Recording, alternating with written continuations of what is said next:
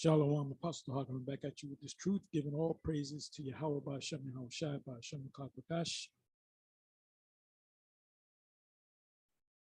And let me get my bearings straight. Bear with me for a minute.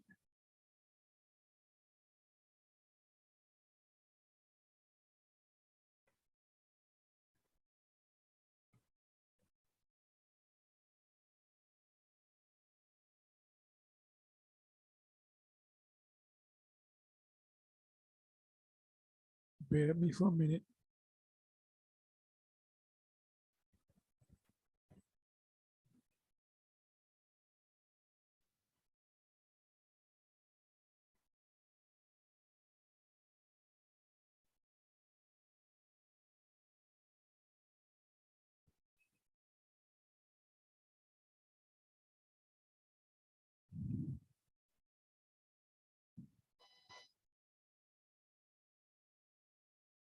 Keep bearing with me.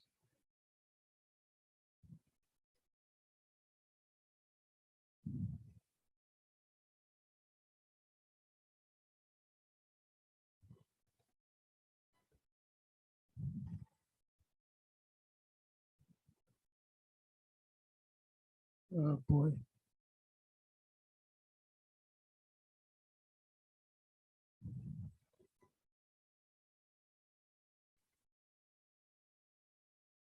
Okay. Anyway, giving all praise to Yahweh Ba'Shem Yahushai Ba'Shem Kakwadash. I'm going to entitle this video, in order for you to keep the laws, you have to know the laws. So this is a site right here. If I remember, I'll leave the link in the description box. When you go to this site, matter of fact, let me do this.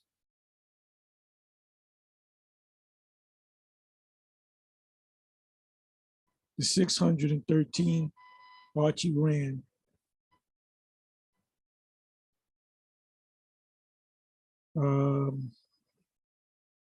This is what you see when you bring this up.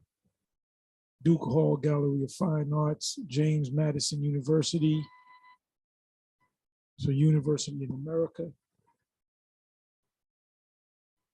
It says contextual material for the exhibition,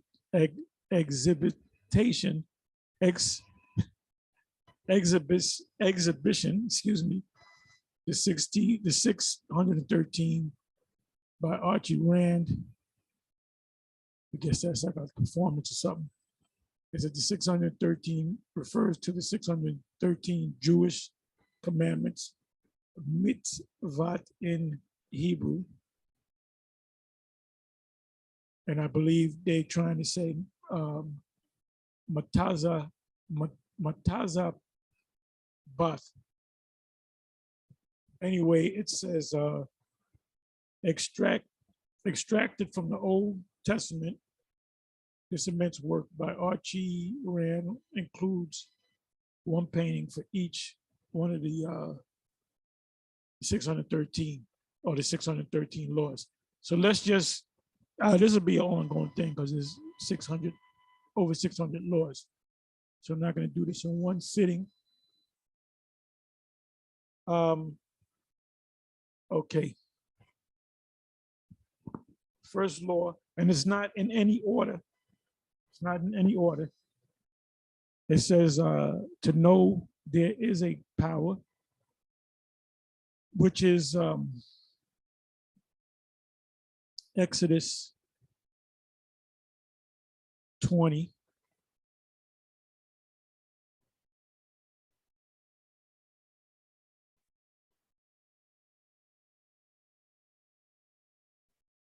Exodus 20. It says the 10 Commandments. It's also, if you go to Deuteronomy 5, verse 1 to 22, you also have the commandments in Deuteronomy, Exodus, Numbers, Leviticus, and so forth. So this is the first commandment, which was from Exodus 20, verse 2. I am Yahweh, thy power, which, and who is he talking to? He's talking to the Israelites in the wilderness. I am Yahweh, thy power, thy God, which have brought thee out of the land of, now the actual word there is Mizraim. Mizraim is one of the sons of Ham. So when you're dealing with a Christian, right, an average, everyday, run-of-the-mill, wacky-tacky Christian, you know, when you're going through these scriptures, you can quiz them. You can say, what is, I said, what is Egypt all about? What was the original name? They ain't gonna know. Now, most scholars don't even know. A lot of scholars do know. They'll tell you that the word is Mizraim, one of the sons of Ham. It says, out of the house of bondage. So you know what I'm gonna do? You do this. Since I'm here.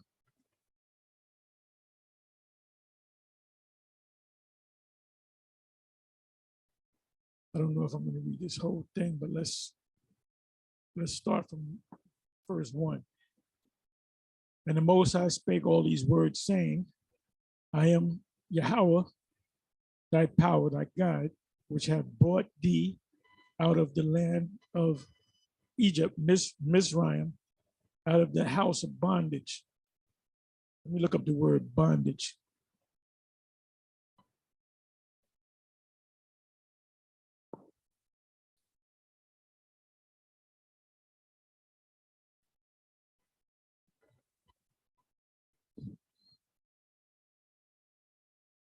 The word is ibad. Slave, servant, manservant, subject, servants, worshipers of God, servants, servant, meaning slave. So we were slaves under the Egyptians.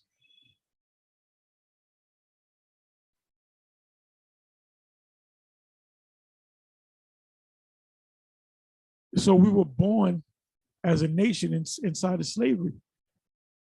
Exodus 2 verse 3, thou shalt have no other gods before me.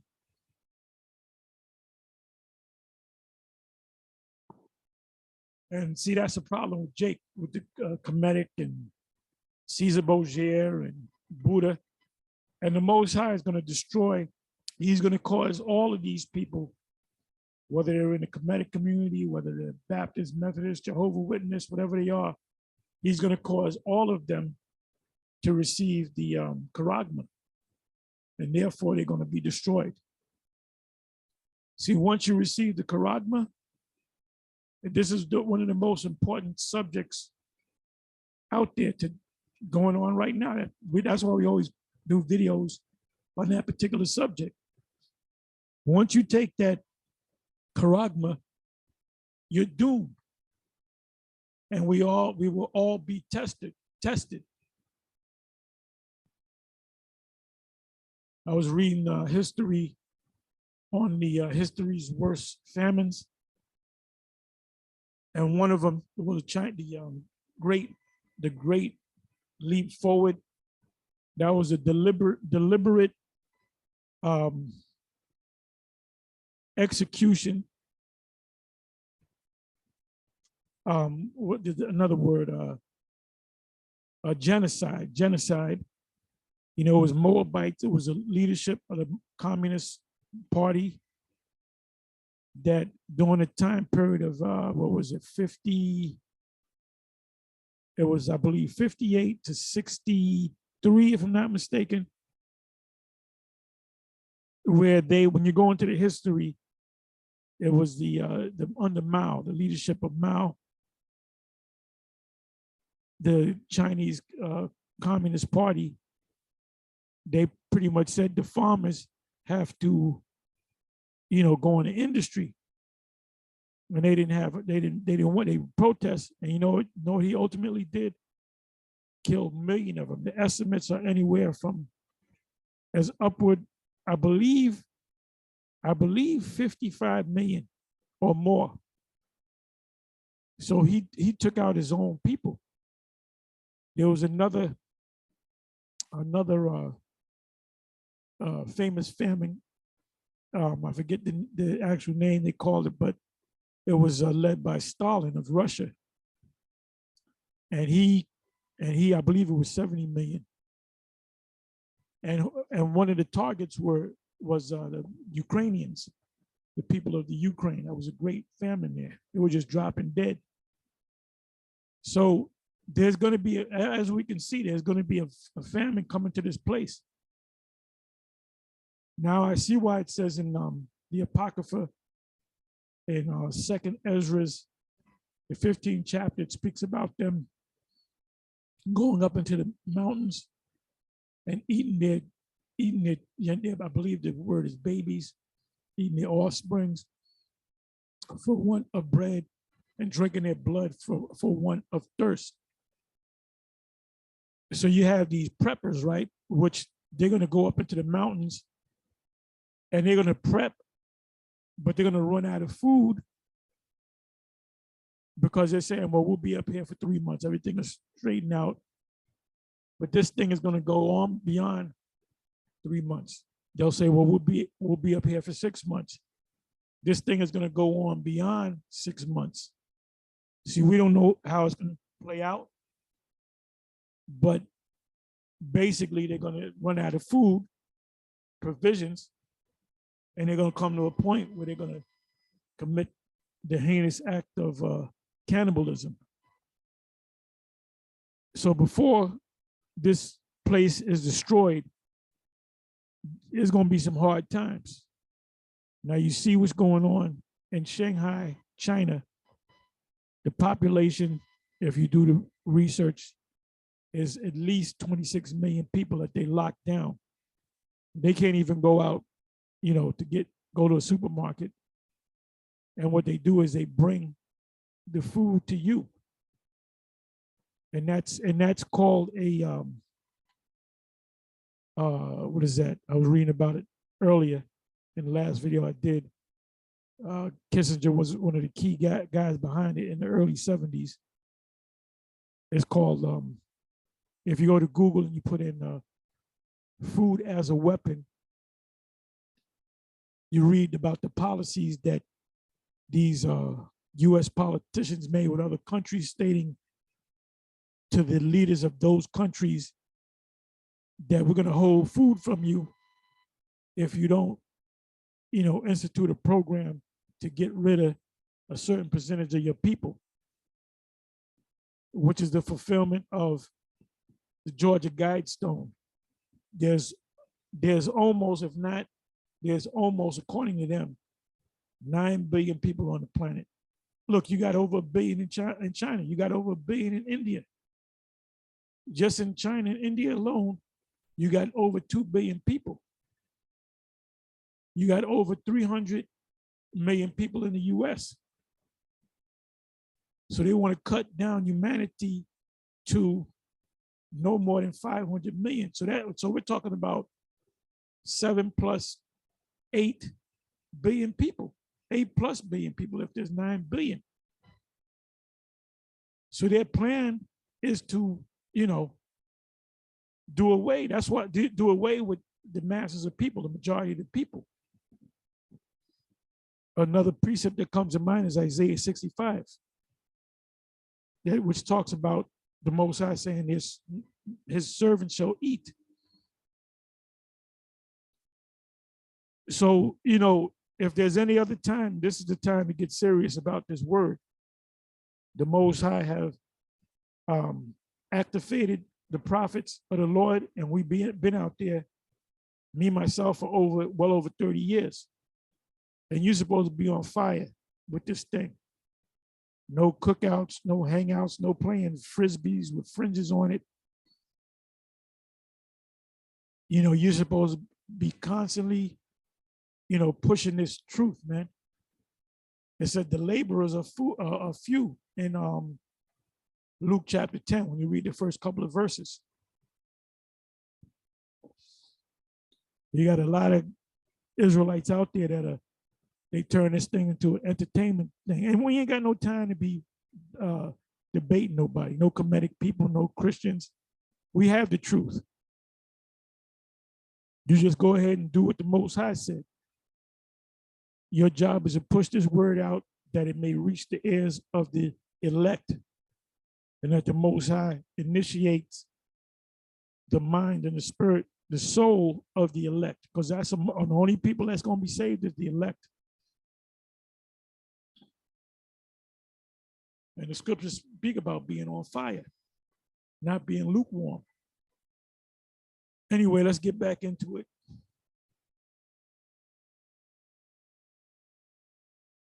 It says, thou shalt not make unto thee any graven image or any likeness of anything that is in heaven above, or that is in the earth beneath, or that is in the water under the earth. Thou shalt not bow thyself down to them, nor serve them, for I, Yahweh, thy power, am a jealous power, visiting the iniquities of the fathers upon the children unto the third and fourth generation of them that hate me. That's reincarnation right there. For what you do, the Lord is going to get your offspring, which is you. The way reincarnation works is that you're on the earth, you have a son, your son has a son, your grandson has a son, and normally that's around when you die. And then your grandson or your great grandson, when he comes back, that's most likely you coming back. You can come back as a next of kin. Let me read that again. 5th verse, Exodus 20, verse 5. Thou shalt not bow down thyself to them, nor serve them, for I, Yahweh, the Most High, am a jealous power, visiting the iniquities of the fathers upon the children unto the third and fourth generation of them that hate me. 6th verse. And show mercy unto thousands of them that love me and keep my commandments. If you love the Lord, keep his commandments. Thou shalt not take the name of Yahweh in vain, for Yahweh will not hold him guiltless that taketh his name in vain. Remember the Shabbat day to keep it holy. What does it mean to keep holy? To keep yourself holy, to not be defiled on the Sabbath. You got these other camps out there. It's IUIC, ISUPK. I'm not surprised at ISUPK. Sakari teaching that, and if I'm wrong, please correct me. All right. If I'm saying that applies to you, please correct me. But you can't have sex on the Sabbath. You cannot have sex. You cannot be defiled on the Sabbath.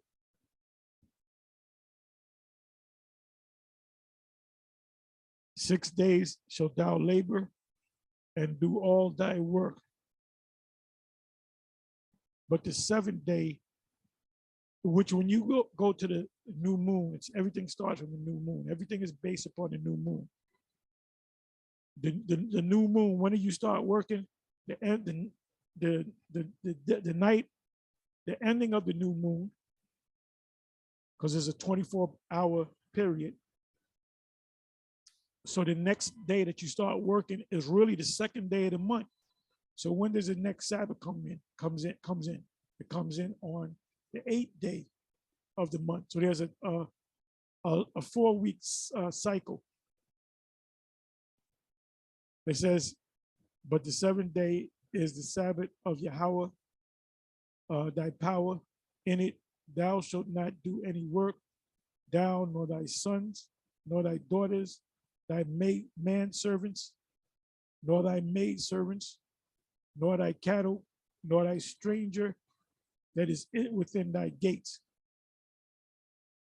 So in the kingdom of heaven, we're not going to work any of these nations. We're not. Esau will get a day off. So Esau and these other nations, they're going to truly honor the Sabbath. And they can't wait for the Sabbath. Then they said, 2 more days before the Sabbath comes. They're going to love the Sabbath. 11th verse. For in 6 days, Yahweh made heaven and earth, the sea and all that that in them is, and rested the seventh day. Wherefore Yahweh blessed the seventh day and hallowed it. Honor thy father and thy mother, that thy days may be long upon the earth, which Yahweh thy power giveth thee. Thou shalt not kill. Now that word there for kill, if you click on it, the word there is murder, because in war you kill people. You protect yourself, you might have to kill somebody. But murder, you cannot murder.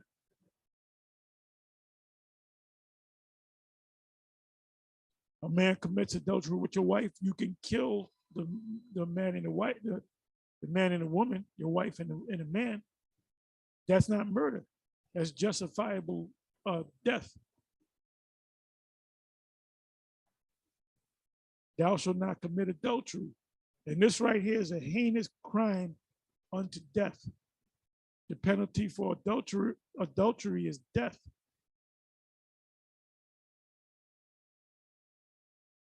You know, you find out your woman's getting in with another dude, your heart's gonna hurt. Oh, when you find out.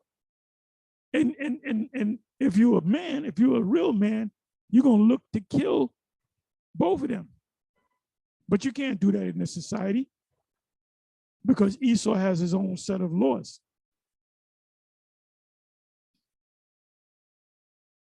So you can't do that. And you can't go before the judge and bring out the scriptures. Then Esau don't believe in the scripture. They don't give a damn about the scriptures.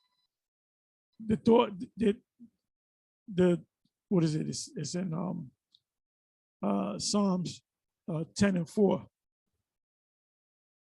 It speaks about the Most High is not in all their thoughts. It says in Daniel 12 verse 10 that the righteous shall understand, but the wicked shall not understand, because they got their own laws. They're not going by the scriptures. This man is truly the damn devil. Thou shalt not bear false witness against thy neighbor.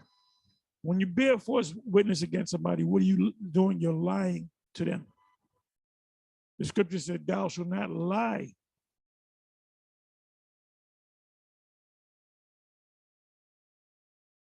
"17, thou shalt not covet thy neighbor's house. Thou shalt not covet thy neighbor's wife, nor his manservant, nor his maidservant, nor his ox, nor his ass." And I ain't talking about a man's actual ass. Don't get simple. It's talking about, ass coat, donkey, so you can understand. "Nor anything that is thy neighbor's." Now Esau likes to jump up and say, well, we're neighbors. Well, guess what? You took everything from us. So you're gonna have to, including our woman. So you're gonna pay.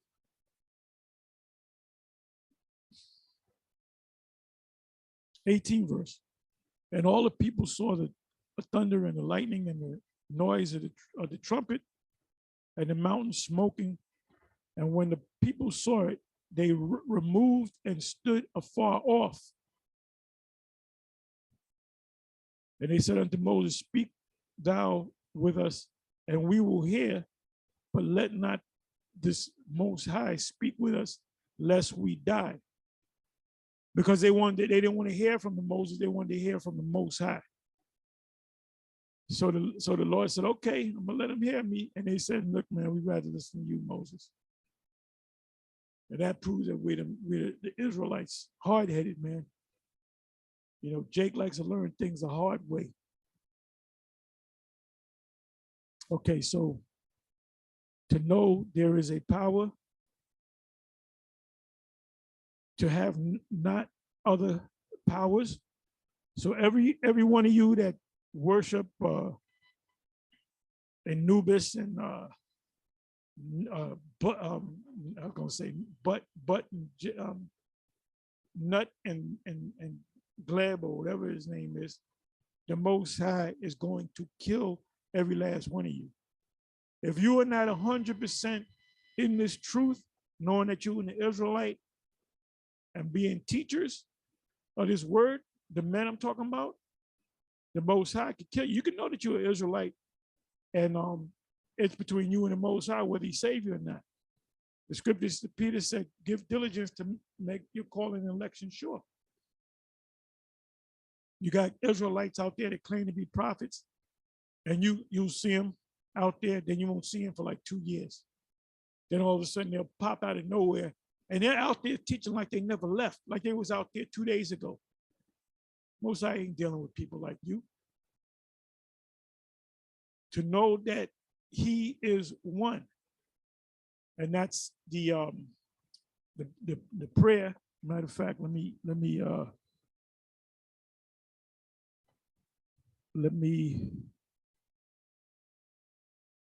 put that in the precept.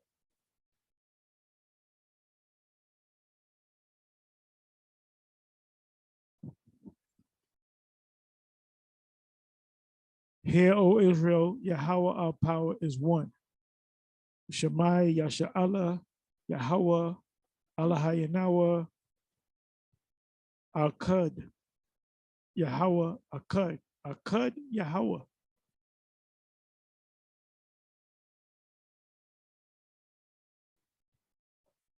Shemai Yasha'Allah, Yahweh, Allah, Allah, Allah, Allah, Yanaya, Allah, Yanawa, Yahweh, Akkad. Shemai, listen, Israel, Yahweh is our power. Yahweh is one.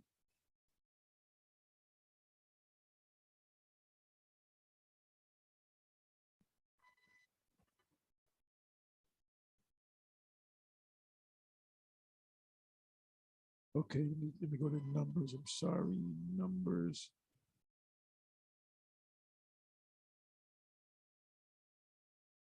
I believe it's Numbers 6, if I'm not mistaken.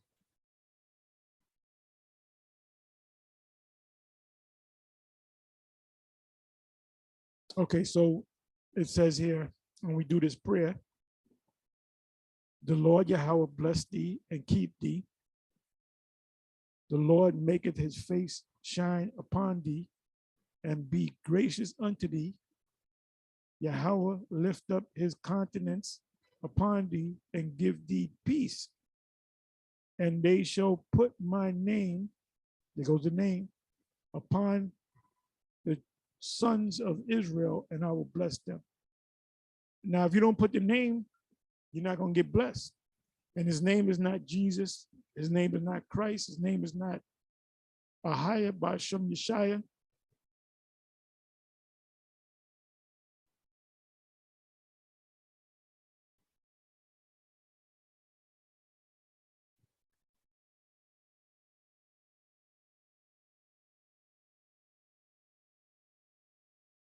It says to love him,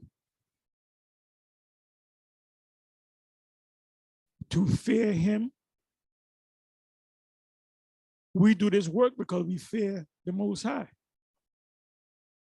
The Apostle Paul said, knowing the terrors of the Most High, we persuade men.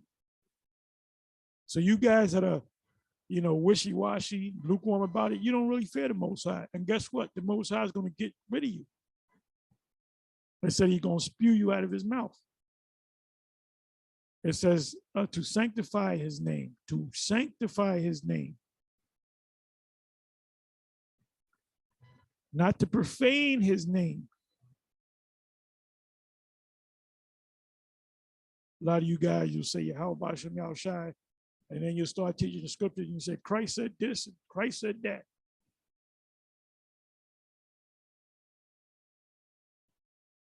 Not to profane his name, to worship him as he has ordered and not destroy holy objects. To listen to the true prophets, to listen to the true prophet, which is Yahushua. Not to test the prophet.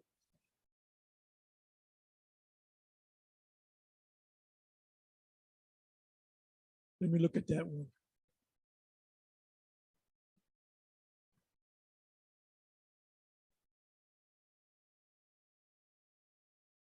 So we only 10 commandments in.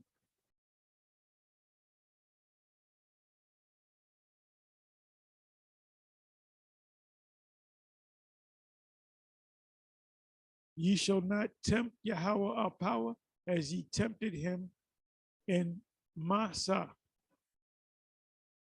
Ye 17, ye shall diligently keep the commandments of Yahweh your power. And now the Christians are telling you you can't keep the commandments. The Lord is telling you keep the commandments and his testimonies and his statutes, which he have commanded thee.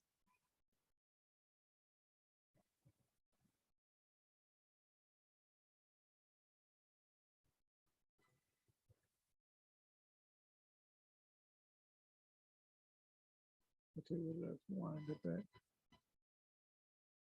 What the hell just happened? Bear me for a minute.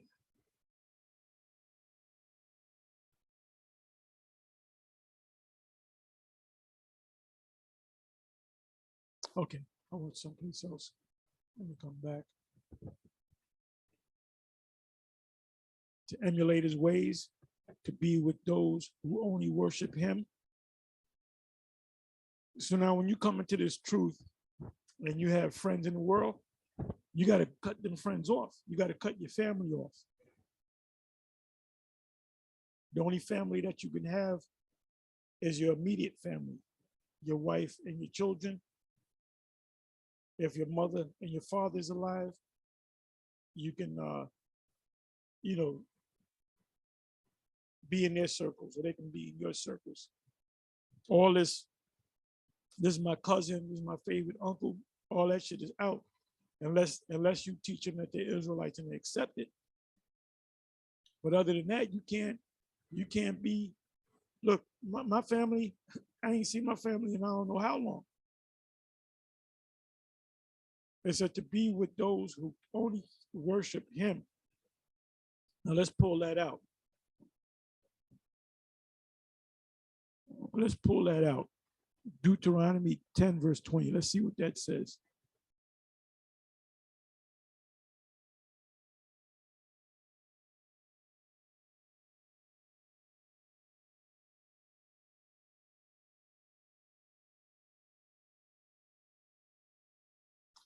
Because you can come into this truth, and your wife, your woman doesn't come in the truth, you can still deal with her. You can't force her to be in this truth. That's in First Corinthians 7 chapter. Now this is something that the IUIC does. If a man comes in this truth, your woman got to come into this truth. She got to be in this truth as well. If a woman come into the truth, I'm talking about IUIC, then the man got to believe. If not, you got to divorce her. That's clearly going against, that's you causing her to commit adultery. And that's one of the reasons why we say that the Most High is not dealing with the IUIC. And they playing with the name of the Most High. Scriptures say the Most High is jealous power. So let's see what Deuteronomy 10, verse 20 says. Thou shalt fear thy power, the Yahweh thy power, him shalt thou serve, and to him shalt thou cleave and swear by his name.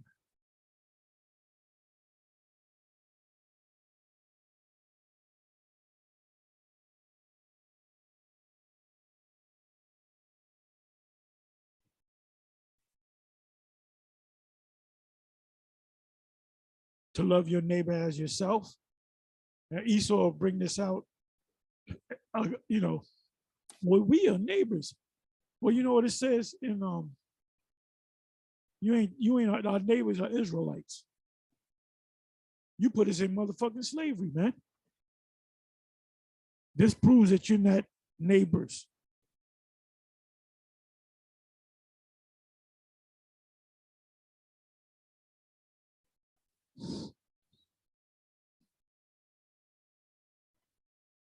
Romans 13 verse 10, love worketh no ill to his neighbor, therefore love is the fulfilling of the law.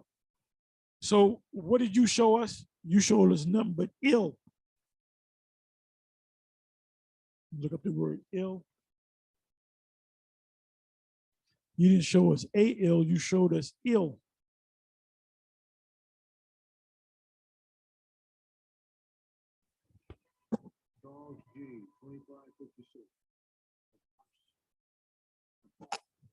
Kakas. Yeah, you showed us kaka. Of a bad nature, that's you, not such as it ought to be, of a mode of thinking, feeling, acting. Your acts and your feelings towards us was nothing but hatred, base, wrong, wicked, troublesome, injurious, pernicious, destructive, and baneful. Baneful meaning to death, deathful, so you can understand. So you look, he that leadeth into captivity shall go into captivity. He that killeth with the sword must be killed with the sword. Here's the patience and the faith of the saints. Got some fucking nerve. We're neighbors. Like in the movie Django, like the first scene, the dentist came along and the Jakes got the upper hand and they killed them slave masters. Either they were slave masters or taskmasters, and one of them said, "Look, I gave you an apple." I remember that. He said, because he was going to die, he's begging for mercy. He said, "Remember when I gave you an apple?" And the dude busted his head open, man. Payback is a bitch.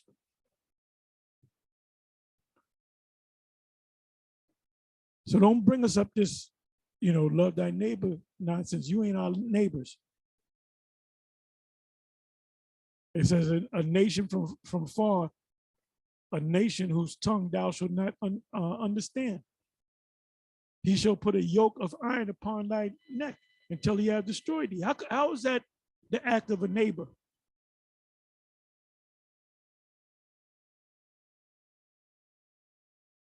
To love converts,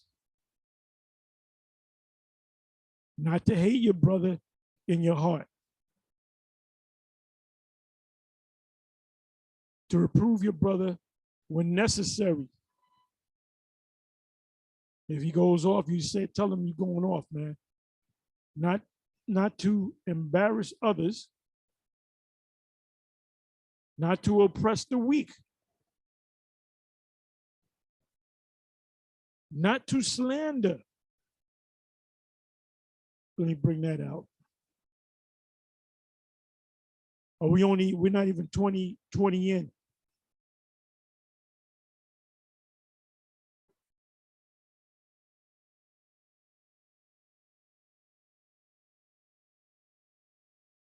Leviticus 19, verse 16, thou shalt not go up and down as a talebearer among thy people, neither shalt thou stand against the blood of thy neighbor. I am Yahweh. Thou shalt not hate thy brother in thy heart. Thou shalt in any wise rebuke thy neighbor and not suffer sin upon him. When it says rebuke, meaning rebuke him wrongfully. When you rebuke somebody is when he goes off. 18, thou shalt not avenge nor bear any grudge against the children of thy people, but thou shalt love thy neighbor as thyself. I am Yahweh. This right here, Leviticus 19, verse 18, show you that our neighbors are the children of Israel. It says, grudge against the children of thy people. Who's the children of our people? The Israelites.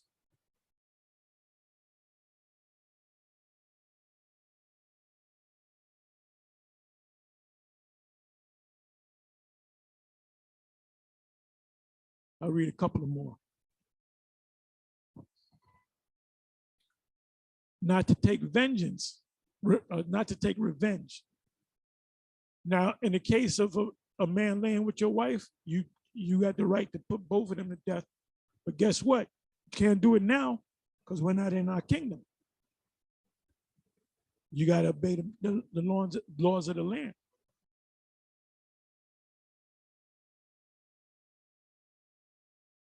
Not to bear a grudge. Teach Torah to your children. You know what? Let me pull this out. I'm gonna read a couple of verses above that. I may start at the first verse.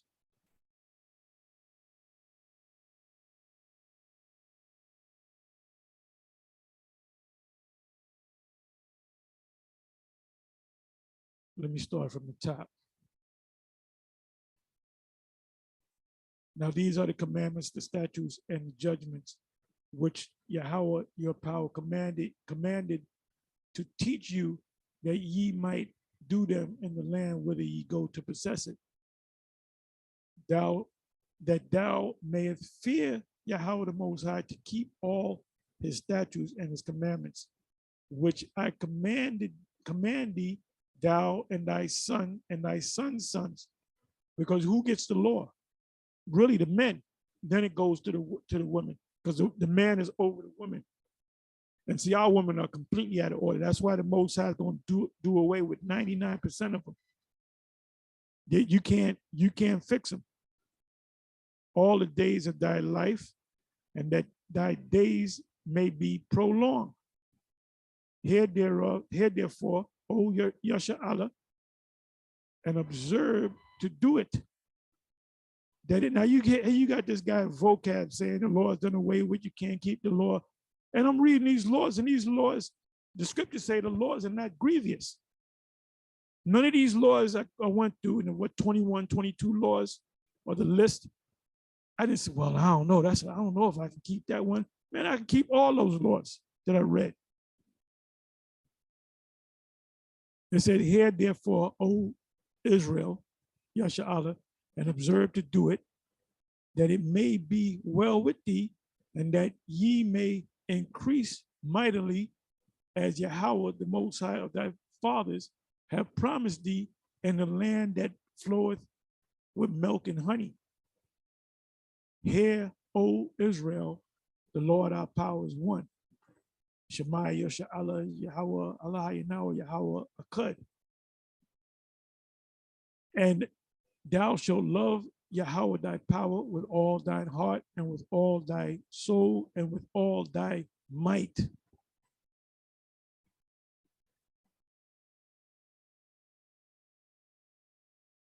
And these words which I command thee this day shall be in thine heart and thine mind. And ultimately, the Most High is going to put it in our minds. He's going to program us to keep these laws perfectly. When you go back to the account of Moses getting mad, Mashah getting mad, and breaking the commandments, and making the children of Israel drink of them. Matter of fact, let me go ahead and get that. Bear with me for a minute.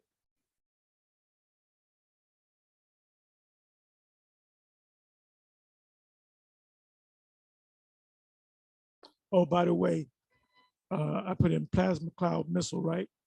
This is your hypersonic missile, which has if you see it, oh, you can't really see it. It says the missile flies with an advanced fuel that the Russians say give it a range of up to 1,000 kilometers. And it's so fast that the air pressure in front of the weapon forms a plasma cloud as it moves, absorbing radio waves, so you can't detect it by radar, and making it practically invisible to active radar systems. The Lord speaks about he's going to come as a thief in the night. So when they're already in the atmosphere, ready to hit ground zero, which is Babylon, they ain't gonna know about it. Now, what did I say I was gonna do?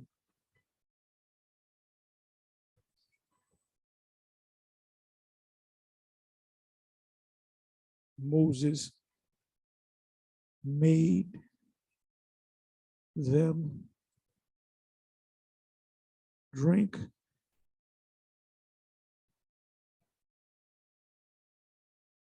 the laws. Let's see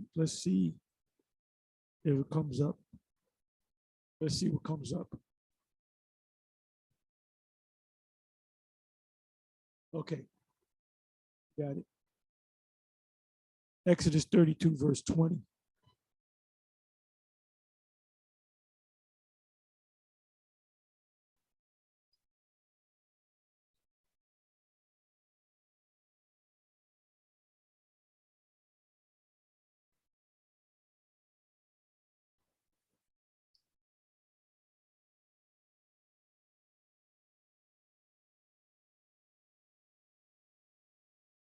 Exodus 32, verse 20.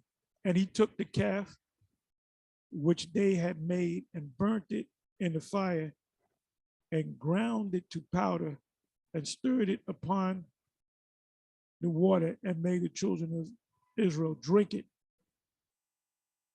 There's a part where he broke the, let me start at the 19th verse.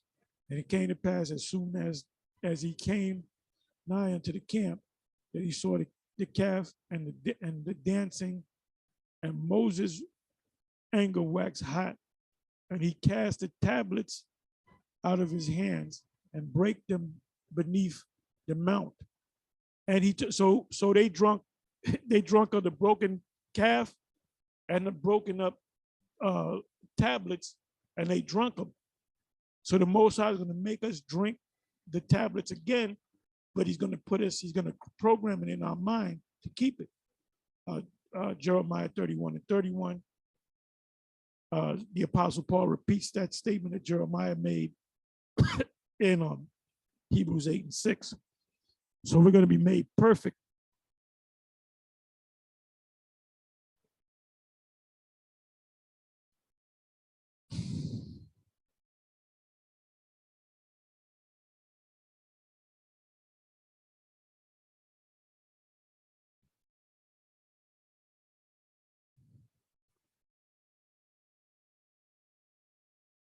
Sixth verse. And these words which I command thee this day shall be in thy heart, and thou shalt teach them diligently unto thy children. Now the word children, the word should be bunyam. Yep. The actual word there is sons. Bun. Son, grandson, child, member of the group, son, grandson. So when it says the children of Israel, it's talking about the sons of Israel. Did you know that an Israelite man can sell his daughter, an Israelite woman, to another Israelite, and the man that buys that daughter can do whatever he wants to her within the law? If he wants to have children with that woman, she can't say nothing about it. 7th verse. And thou shalt teach them diligently unto thy children, thy sons, and shalt talk of them when thou sittest in thine house, and when thou walkest by the way, and when thou liest down, and when thou meditate on them, and when thou risest up. Now, how can you do all these things if you don't study the laws? You got like the IUI, so you got to keep the law. You got to keep the law. What's the law? Put fringes on your garments. There's over 600 laws.